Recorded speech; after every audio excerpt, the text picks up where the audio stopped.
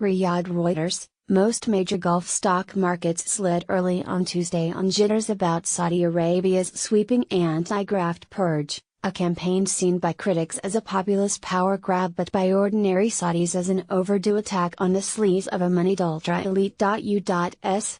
President Donald Trump endorsed the crackdown, saying some of those arrested have been milking their country for years. But some Western officials expressed unease about the possible reaction in Riyadh's opaque tribal and royal politics. Authorities detained dozens of top Saudis including billionaire Prince Al-Walid bin Talal in a move widely seen as an attempt by Crown Prince Mohammed bin Salman to neuter any opposition to his lightning ascent to the pinnacle of power. Admirers see it as an assault on the endemic theft of public funds in the world's top oil exporter. An absolute monarchy.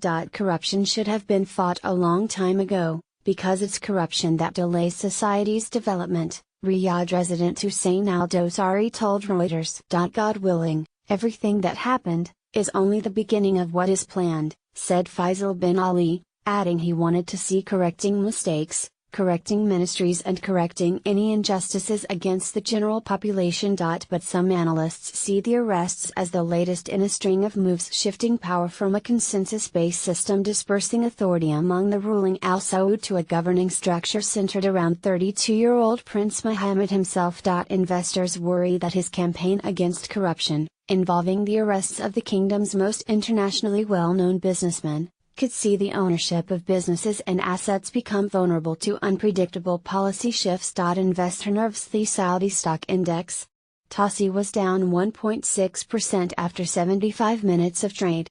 Shares linked to people detained in the investigation led falls.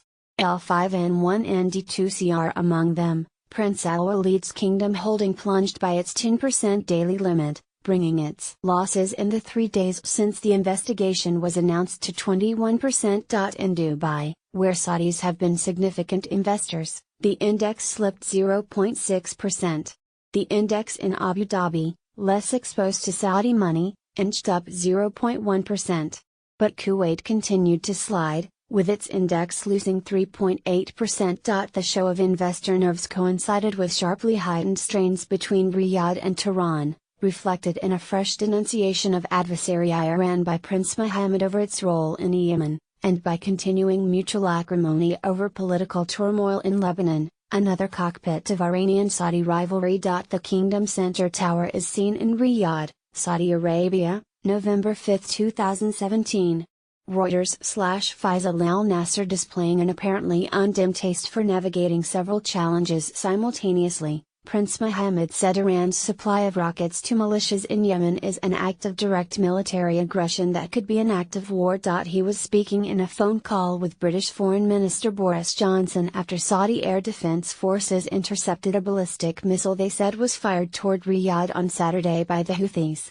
Saudi-led forces, which back the internationally recognized government, have been targeting the Houthis in a war which has killed more than 10,000 people and triggered a humanitarian disaster in one of the region's poorest countries. Iran has denied it was behind the missile launch, rejecting the Saudi and U.S. statements condemning Tehran as destructive and provocative and slanders. The coincidence of heightened Saudi-Iranian tensions and Saudi domestic political upheaval has stirred unease among some Western governments and analysts about the emergence of an impromptu policy-making style under Prince Mohammed. He seems to be pushing the creation of a personalized system of rule without the checks and balances that have typically characterized the Saudi system of governance, wrote Mark Lynch, professor of political science and international affairs at George Washington University, in the Washington Post. In both domestic and foreign affairs, he has consistently undertaken sudden and wide-ranging campaigns for unclear reasons which shatter prevailing norms. Pivotal power base among those held in the anti-graft purge was Prince Mike bin Abdullah, who was replaced as Minister of the National Guard, a pivotal power base rooted in the kingdom's tribes. That recalled a palace coup in June that ousted Mohammed bin Naif as heir to the throne. A former senior U.S. intelligence official cautioned that given the National Guard's loyalties, Prince Mohammed, widely known as MBS, could face a backlash. I find it difficult to believe that National Guard will simply roll over and accept the imposition of new leadership in such an arbitrary fashion. But the crackdown may go some way to soothing public disgust over financial abuses by the powerful, some Saudis say. There is no doubt that at the detentions so